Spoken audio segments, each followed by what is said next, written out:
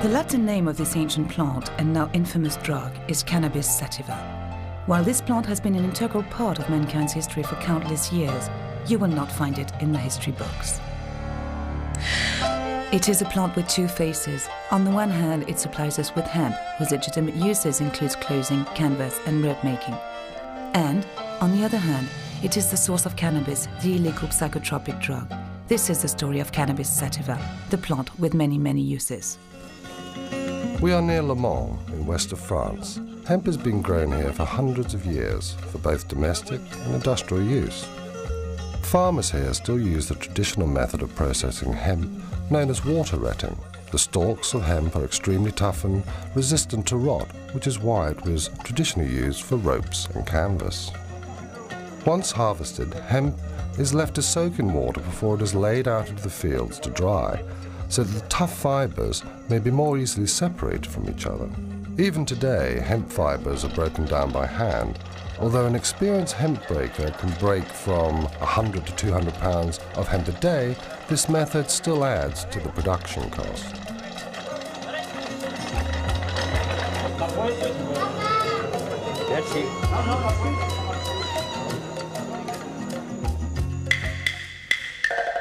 Cannabis sativa is one of the most ancient plants cultivated by mankind. Hemp processing was already developed in China 8,000 years before Christ was born. Hemp was first harvested for its seeds, a rich source of amino acids used for food. Then it was discovered that by breaking the stalks, they could use the fibers to make paper, as well as fishing nets and up to 5,000 hemp-related products, including, of course, textiles. The ancient Chinese called their country the land of hemp and mulberry. Mulberry leaves were used to feed silkworms, from which was produced the precious silk that only the rich and powerful could afford. Everyone else wore hemp clothing. Hemp is called ma by the Chinese, literally meaning plant with two forms, male and female. Hemp was also the first crop to be grown for use in war. The Chinese had originally used bamboo to make bowstrings. Then they discovered that the hemp fibre was stronger and lasted longer. Imperial decrees ordered that certain areas of the land would be exclusively used to grow hemp.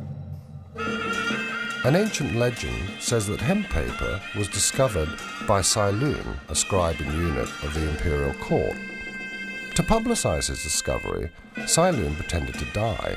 He ordered that hemp paper should be burnt around his coffin. Then he arranged his own apparent resurrection and attributed it to the properties of his new invention. Ever since, hemp has been an integral part of the Chinese funeral ceremony known as Wu Fu, or the 5 levels of mourning. This code lays down, among other things, that the family wear different hemp clothes corresponding to their relation with the deceased. The Chinese jealously kept the secret of paper making for centuries. It wasn't until the 5th century that this knowledge was passed on to other countries, finally appearing in Europe in the 8th century.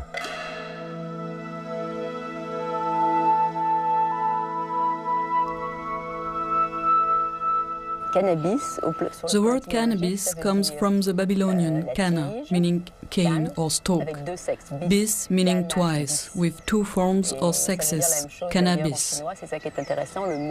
Interestingly, it has the same meaning in Chinese. The word ma is a word from a completely different culture, yet it means exactly the same. Ma means the plant from which we take the fibers and which has 2 sexes. For good hemp, you have to look for rich, strong fibers, and these attributes are most marked in the male plant. The female plant, on the other hand, is a plant used in smoking, because all the psychoactive substances concentrate there. It is a plant with 2 sexes, 2 attributes. This is something completely fundamental.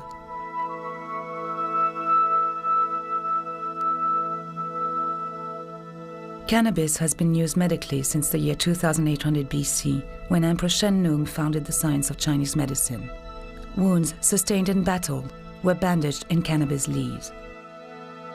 Today, doctors across the whole world are asking for the right to use cannabis as a treatment for pain, especially for cancer and AIDS. I'm a cannabis user. I've been using cannabis since I was approximately 9 years old. I've had cancer 10 times. It first occurred in my spine when I was 2 years old. I had a spinal fusion which fused my first 5 vertebrae together. I went on to have it from 2 to 10, 9 times in 8 years. It occurred once again when I was 15. We treated it with radiational therapy. Through the years, I've gone through radiational therapy, chemotherapy, and numerous forms of surgery. And I stumbled upon cannabis once after radiational therapy use. It alleviated my dizziness and nausea, just the secondhand smoke, and it also increased my appetite. And right now, I go around the world and I try to teach people about cannabis and its benefits and its usages, because I found it so beneficial in my situation.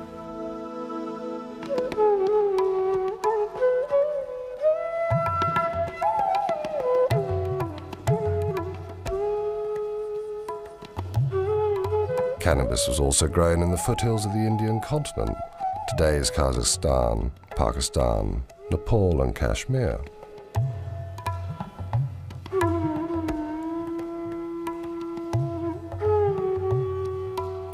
Having gathered the hemp harvest, Indian farmers used the water rotting process to break down the fibres, from which they made hemp flour, porridge or even popcorn. The seeds were also used for food and to make unsaturated oil.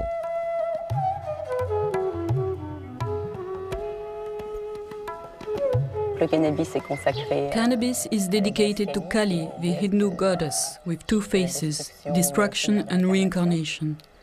So cannabis has been completely integrated in religious life on the Indian continent. Cannabis is consumed in a religious way to show devotion to the goddess, as we do ourselves with wine in the Holy Communion of the Catholic Church. Cannabis is also consumed socially. Indeed, you cannot imagine a wedding or a baptism without cannabis on the Indian continent.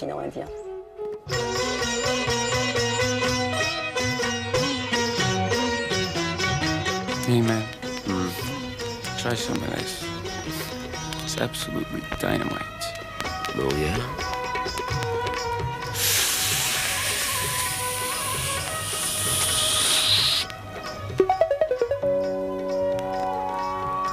The physical effects of marijuana. The first sensations may be felt instantly after having smoked some grass, or an hour after having eaten it. Usually, you creep slowly into a stoned condition, inch by inch, sliding upward, but if you've eaten it, the effects may come upon you suddenly and strike you full force in the middle of a word.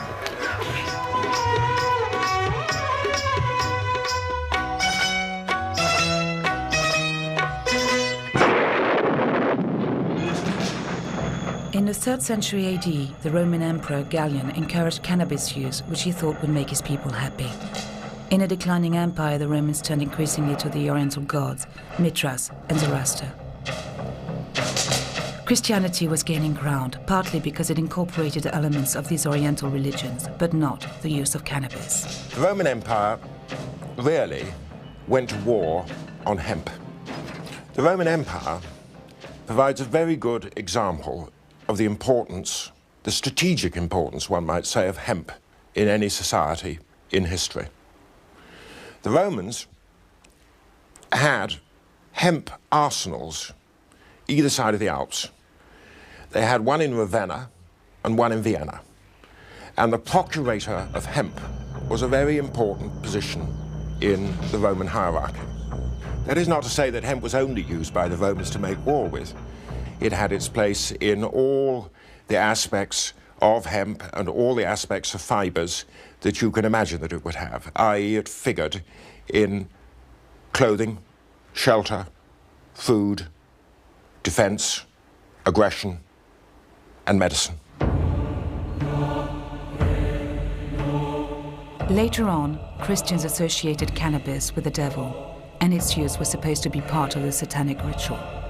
By 1484, Pope Innocent VIII declared that smoking cannabis was sacrilegious, and he promoted wine as the only Christian holy sacrament. It seems that knowledge of the psychotropic properties of the plant had been lost, at least as far as official science was concerned. It became a hidden, secret knowledge. Only people who really had a good knowledge of plants and their healing powers continued to use the plant. And having a good knowledge of plants at that time was not generally a good idea, because such people were thought to be witches. They were called witches because they knew about things that ordinary people didn't know about and didn't understand. It was only in the 9th century that hemp cultivation was encouraged again by Charlemagne. In the monasteries, monks wrote their manuscripts on hemp paper by the light of a hemp oil lamp. In 1945, Gutenberg printed the first Bible. It was printed on hemp paper.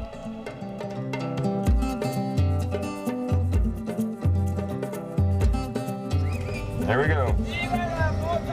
Viva la mota! What does that mean? Long live pot.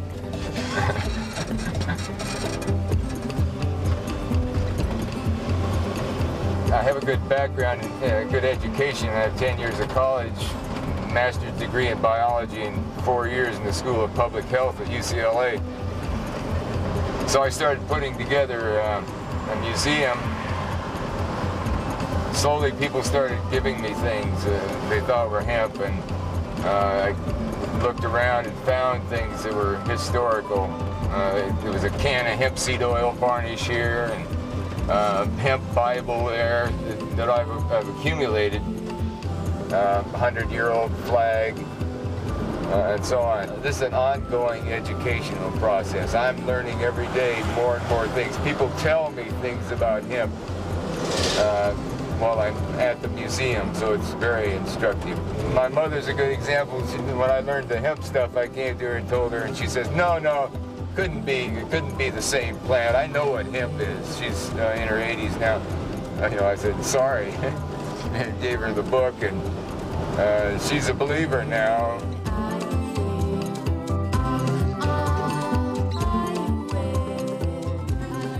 In the 16th century in France, François Rabelais, a doctor and writer, wrote surreptitiously about cannabis in his famous book, Gargantua and Pantagruel.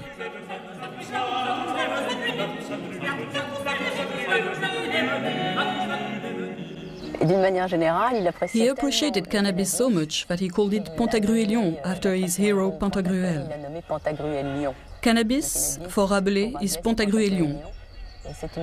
And this plant has such wonderful properties, as he said, that if plants were to choose a king, in his words, a king of the woods, they would have chosen cannabis to be the queen of plants.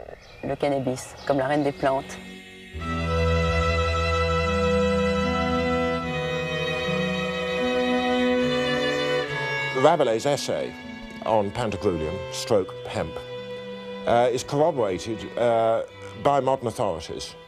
In particular, I could cite a noted French historian called Pierre Goubert. He was quite convinced that the marked increase in prosperity in the late 16th and 17th century in Western France was due, not exclusively, but primarily to the organization of the hemp and flax industries.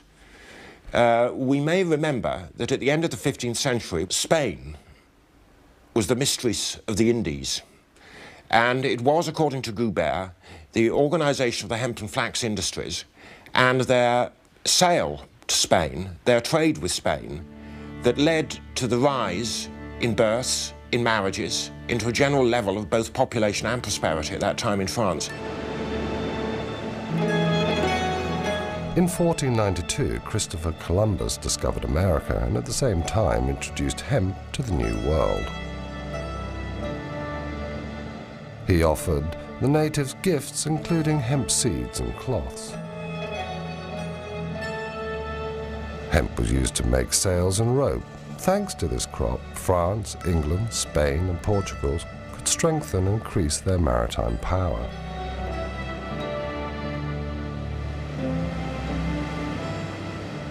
In 1620, the Mayflower brought the Pilgrims to conquer America.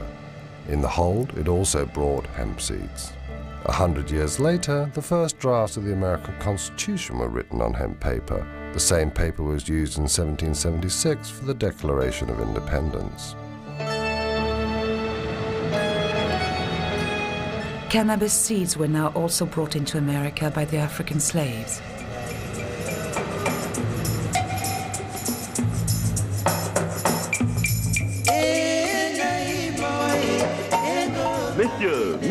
Messieurs, voici un jeune homme en bonne santé, fort robuste, excellent travailleur. 400 piastres. 500 piastres. 600 piastres. The Africans were captured in their own country to be used as slaves in America. They arrived without clothes and were given rough hemp clothes to wear. That was a traditional prison uniform.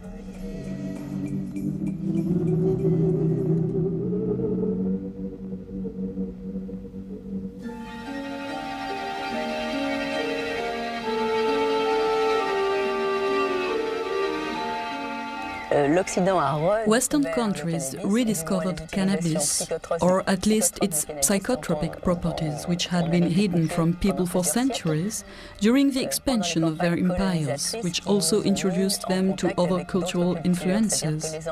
The English rediscovered cannabis in India, and the French did the same in North Africa. When Bonaparte launched his Egyptian campaign, the soldiers brought back home many souvenirs, including hashish. The modern history of hashish in France goes back to Napoleon's Egyptian campaign. Bonaparte was almost assassinated by an Egyptian who had taken hashish. That's how our relation with cannabis started, because straight away Napoleon banned cannabis in Egypt.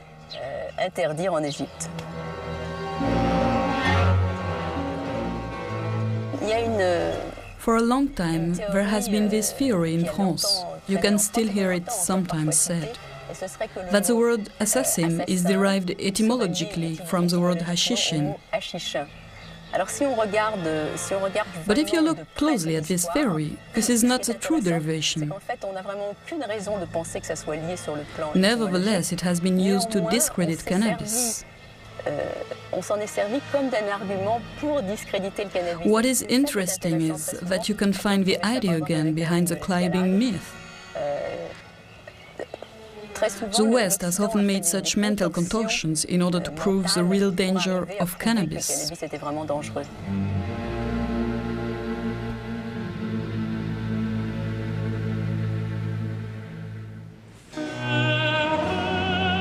England has been using hemp as a strategic material for centuries. At the beginning of the 19th century, ropes and sails for ships were exclusively made from hemp, but 90% of this hemp was imported from Italy and Russia. The United Kingdom was seriously worried about maintaining its hemp supplies during the expansion of the Napoleonic Empire. King George III of England decided to increase the cultivation of hemp and to develop its production in the seaports along the south coast of Britain.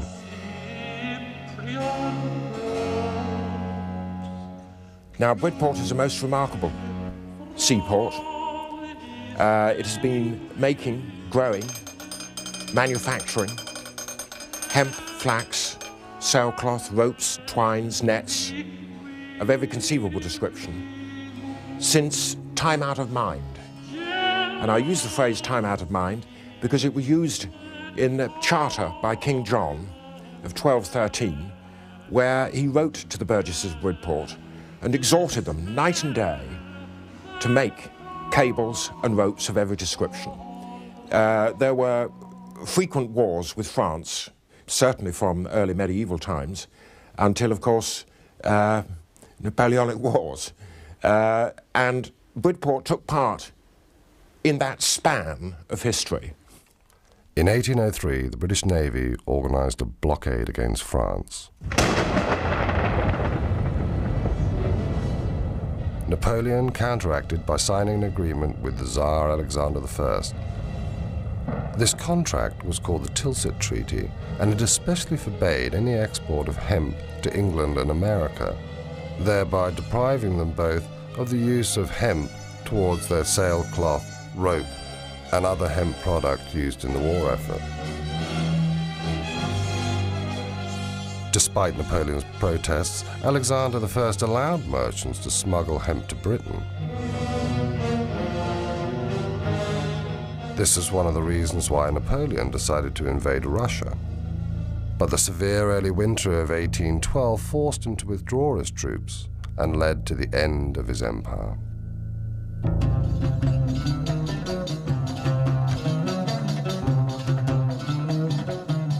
In the early 19th century, in Europe, the mysterious East became the latest rage, as did cannabis smoking.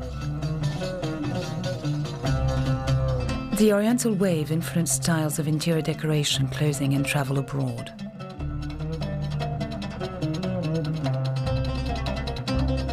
To be in fashion, people smoked hashish with the traditional water pipe and discovered its potent effects on lovemaking.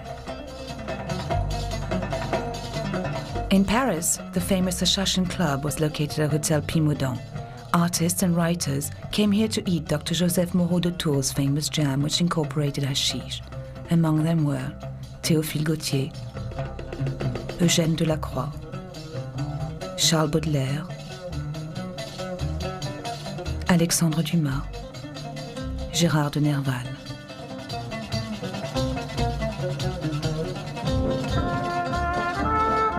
Queen Victoria also used hashish. She used tincture of cannabis, a popular method for alleviating period pains. She was also prescribed morphine or laudanum, another popular remedy for many complaints. In Amsterdam, cannabis, which had been imported from the Dutch colonies of South Africa since 1660, was smoked in coffee shops, a tradition that has survived until present day.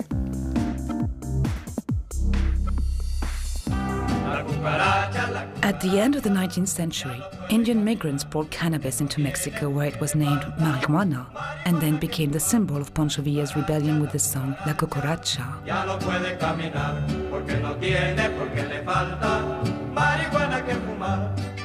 Mexican farmers on their side copied the Indian water retting process to prepare the fibers. They made every kind of product, from hats to bags and carpets.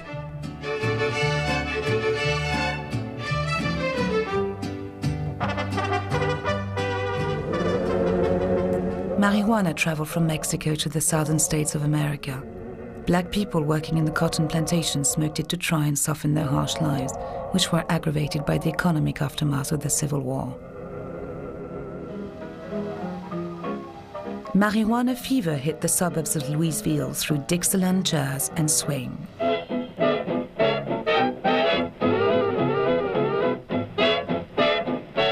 Marijuana was known in America as reefer or grass. Within a few years, reefer songs spread widely from the music clubs, which had appeared everywhere where the immigrant black community settled. Have you ever met that funny reefer man? Have you ever met that funny reefer man? Along with new developments in the hemp industry and a growing awareness of the dangers of alcohol, marijuana began to be the subject of interest in the corridors of political power. In 1911, New Orleans and then Louisiana and Mississippi and a couple of states along the Mississippi River outlawed marijuana. Meanwhile, alcohol was increasingly being seen as a danger to society. American women lobbied for alcohol to be banned. They succeeded with prohibition, which led to illegal speakeasies, the proceeds of which enriched criminals and resulted in violence and gang warfare. Alcohol was legalized again in 1933. Then all of a sudden alcohol was becoming legal again, and all these agents didn't have anything to do, and Harry Anslinger thought, well, we should have a law against hemp, and so did William Randolph Hearst, and so did DuPont, and the three companies got together, and other people claimed the cotton industry joined in to outlaw hemp because it was making a huge comeback. And the reason it was making a huge comeback is that it took 200 to 300 hours to plant, harvest, and make ready for fiber, acre of hemp. But all of a sudden, in the 30s, in the 1930s, that 200 or 300 man-hours per acre went down to 1 man-hour per acre. It was a better fiber than any other fiber and previous hemp fibers. And that was the beginning of the end of all fibers, as being the only synthetic. Nylon was the new synthetic, would have to make way for the reintroduction of hemp as an inexpensive fiber, as well as the strongest, the best, the longest lasting, and the softest fiber. The government of the United States outlawed a fiber and forced the rest of the world to swallow it. They swallowed the outlawing of the #1 fiber on Earth for 10,000 years until the 1930s, and then they outlawed it completely. China, the hemp country, was part of the Japanese plan for military conquest. But in official Tokyo, seat of an empire which for nearly a decade has been governed by its stern and ruthless military caste, there is more activity, more secret comings and goings than in many a year. The little men who command the world's third largest navy see in the South Pacific the richest of all colonial prizes. The Philippines, a group of 7,091 Pacific islands which, still under the protection of the U.S. flag, constitute the only major hazard to Japanese plans for new conquest in the war year of 1940.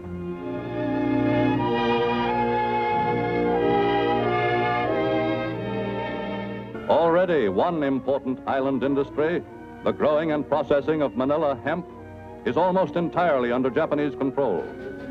And within the past few years, by intensive cultivation, Japanese immigrant farmers have increased production of the one cash crop which has long been a virtual Philippine monopoly. The invasion of the two big hemp-producing countries, China and Philippines, was the start of hemp rationing. Hitler was also aware of the strategic importance of hemp, which was used in the making of canvas and ropes, both of which were an essential part of his war effort. In 1941, when the German army invaded Russia, it blocked Britain's supply of Russian hemp. Germany managed to develop her own hemp production, but the cultivation of this fiber, which had become so necessary in wartime, was still banned in Great Britain.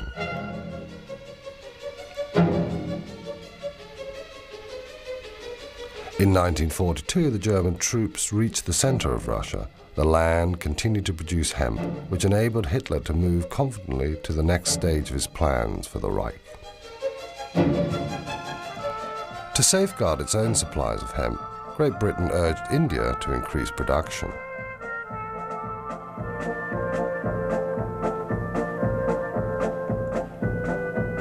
Meanwhile, war was spreading to Japan.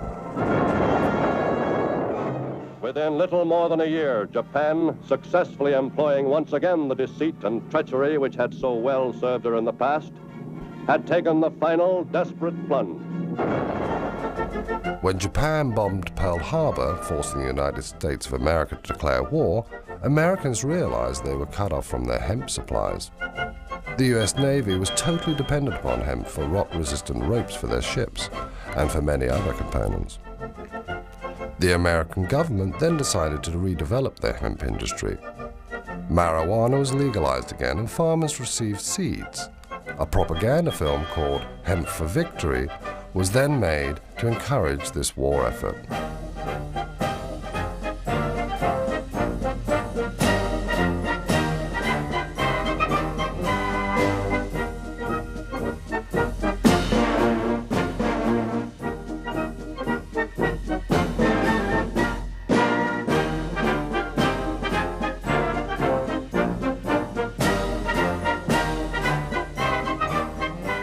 The Allies' air forces were completely reliant upon hemp. Parachute straps, packs and belts were made out of hemp. No other available fiber was so strong and so reliable under combat conditions. After General MacArthur had forced the Japanese to withdraw from the Philippines, hemp production soon reached pre-war levels again. After the war years, a new world arose from the ashes of the old. India gained independence.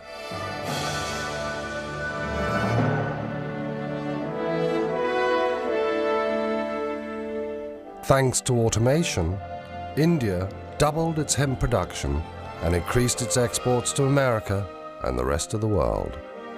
In peacetime, the United States once again banned the cultivation of hemp and cannabis, but at the same time imported millions of tons of hemp during the post-war economic boom to supply its industries.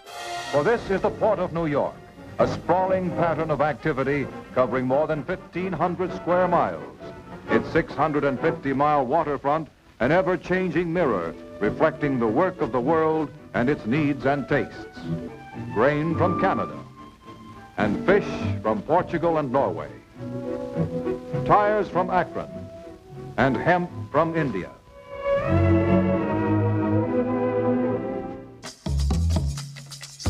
During the post-war years in France, hemp growing and processing went through a revitalized industrial revolution.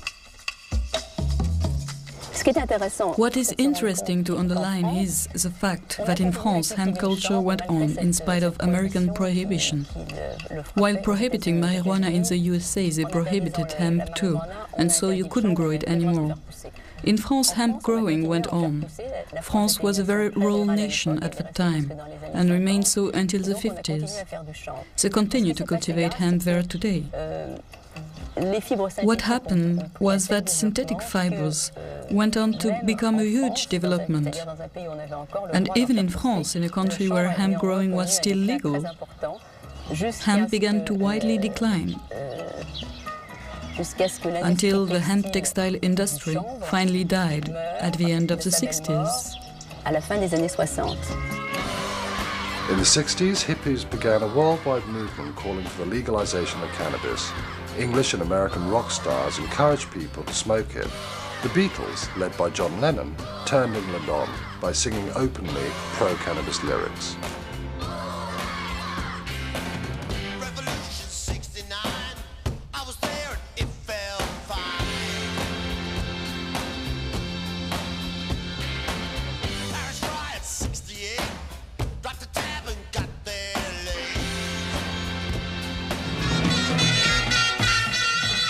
The Rolling Stones' preference for Moroccan hashish brought them more fans, offering an alternative to the Beatles and to the fashion for things Indian. Hippies then decided to hit the road for Morocco. Do you see the fields over there on the mountain? At this time of year, you can't find any other plant growing there, because this is the only crop that grows here. Can you see how easily it grows? You can find it even in front of the hotel. I think if these people had to choose a symbol, it would definitely be the hashish flower.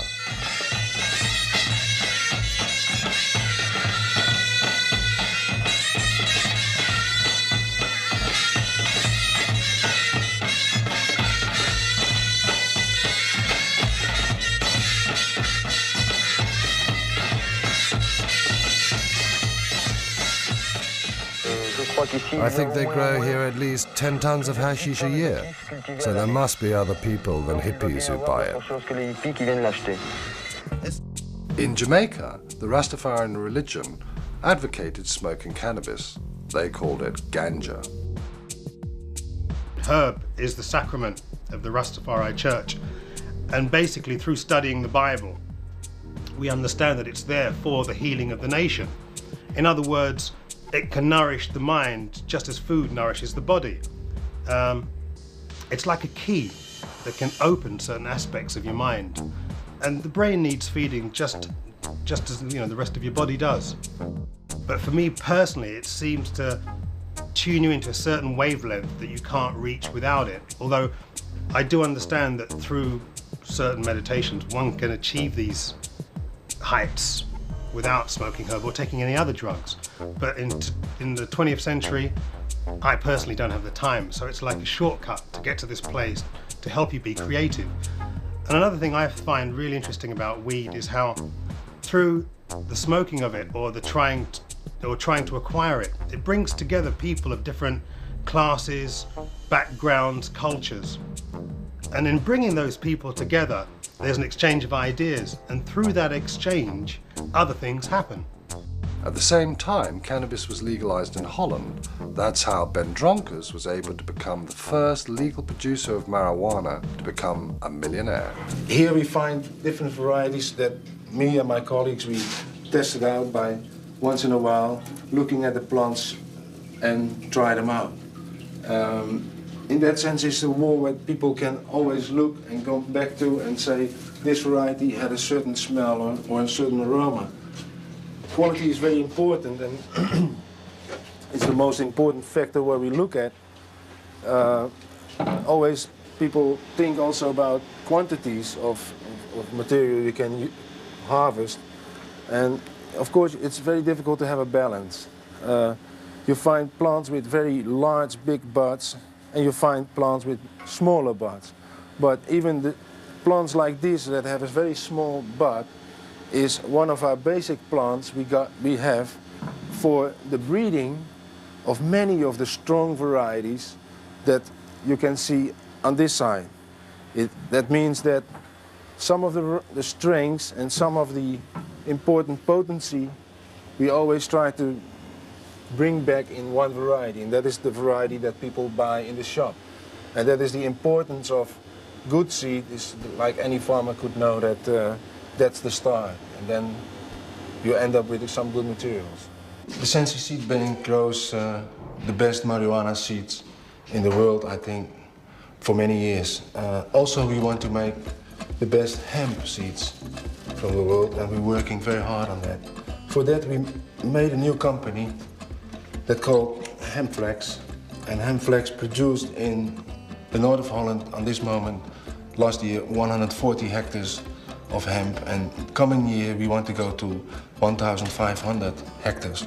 That is the minimum we want to do, and for sure later on we will have to do more. From that material we have produced last year, we're producing on this moment just the raw fiber and the wood materials. It comes out like that. And from the wood we have the plan to make cat litter, and actually the same things like people want to do in England. It's beautiful wood you can press from it, and also some composites like this pressed from fiber and wood. And very interesting, what I like, one of the things I like myself the most is the isolation material. It smells good, you can make it fireproof, and it's much better than all the glass fiber that is all in these living rooms out there. So hemp is the future.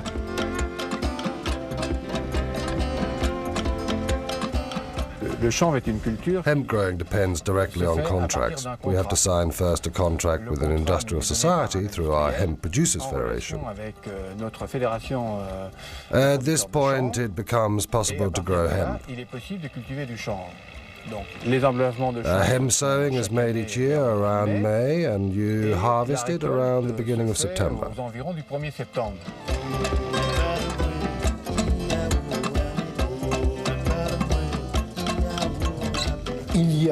In Le Mans in France, they produce hemp seeds which contains a very low toxical agents level.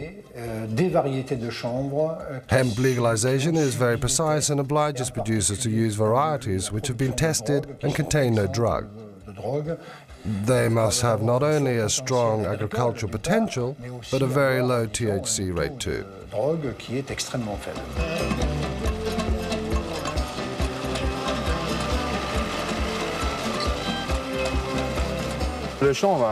Hemp has a great industrial future.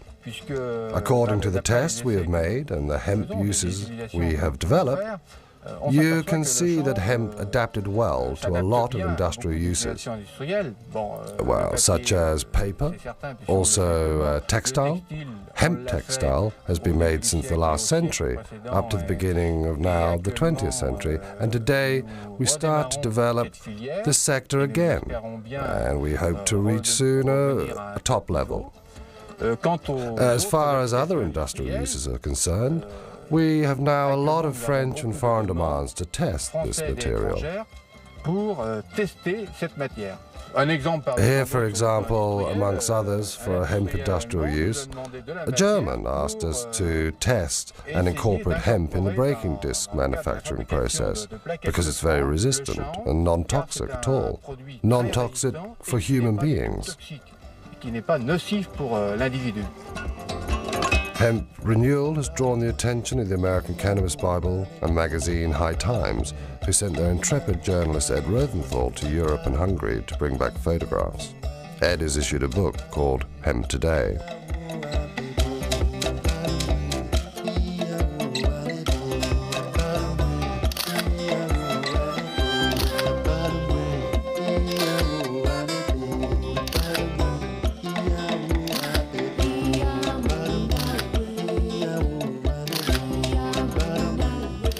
The hemp revolution had grown, and by 1992 the British media announced the first legal hemp harvest for 70 years in England.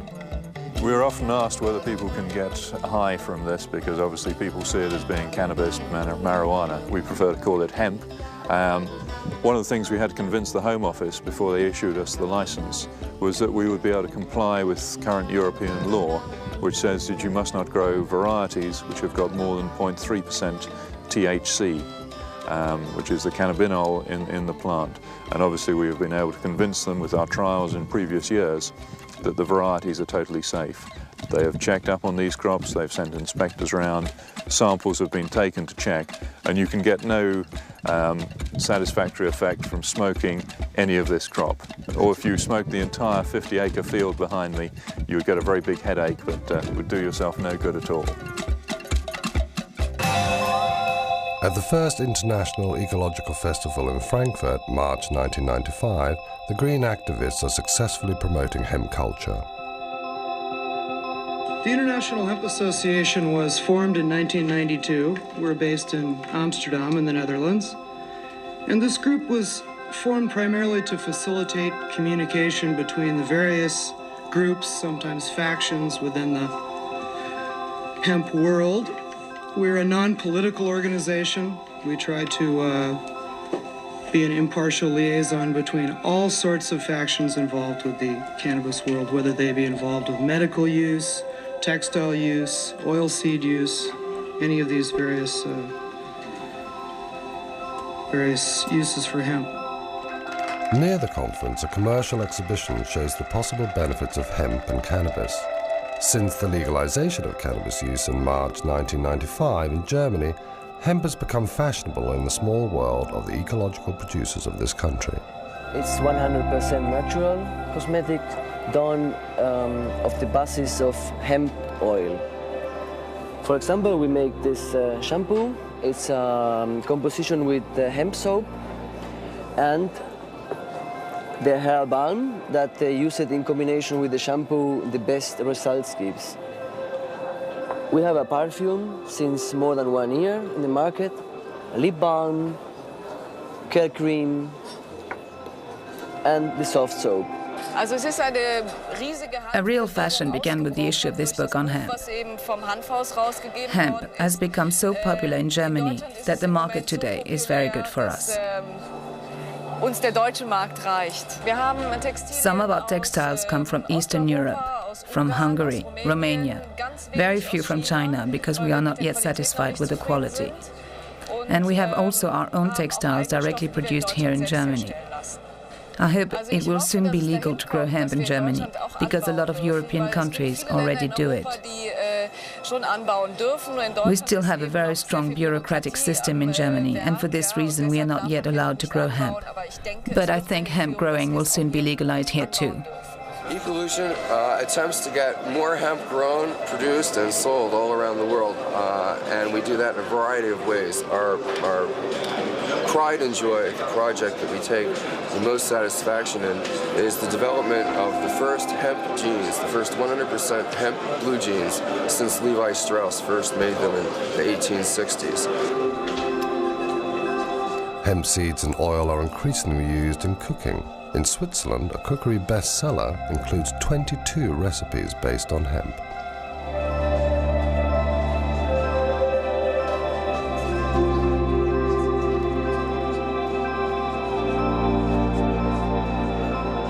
My name is Matthias Bröckers.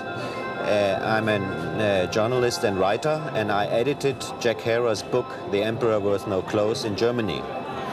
We added a lot of scientific data and stuff on the German and European history of hemp to the American Emperor Wears No Clothes.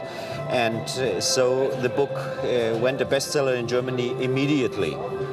We started Hanfhaus, a company which is developing and selling products from hemp. And the most important and most revolutionary product is Sativa, a washing detergent from hemp oil. The main difference is certainly that hemp is an ecological culture.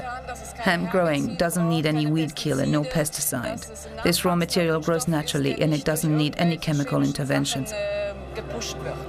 This is surely the most important thing. In France, you can even build houses out of boards made of hemp fiber. The producers ensure that they are protected against fire and rot. This material is long-lasting, has good insulating properties, and is strong and flexible. Hemp can save the world. Hemp, it can give you food, clothing, shelter, the three basics, then paper, the thing man needs more than anything else in the world. It can give you oils for your brain, for your membranes that you can't get from any other source. It can give you good protein. It can give you all the benefits that the ingenuity of the mind of man can conceive of. It can do that easily because of the enthusiasm that people will have toward a whole new industrial set of tinker toys to balance against the tinker toys of oil. The people who are cutting down the forests, the big businessmen who want to profit right now, not a profit 20 years from now. People who are not trying to think in terms of construction, but they're thinking absolutely in terms of destruction. Now, whoever these people are, they are small men at the center of things. Put hemp into the mix, and maybe some of them would get shuffled to the outside, and maybe we'd have a happier life. Anyway, as a science fiction writer, I tell you that hemp is an excitement to me because it's like the miracle ingredient, newly discovered but ancient as time, that can solve all the problems.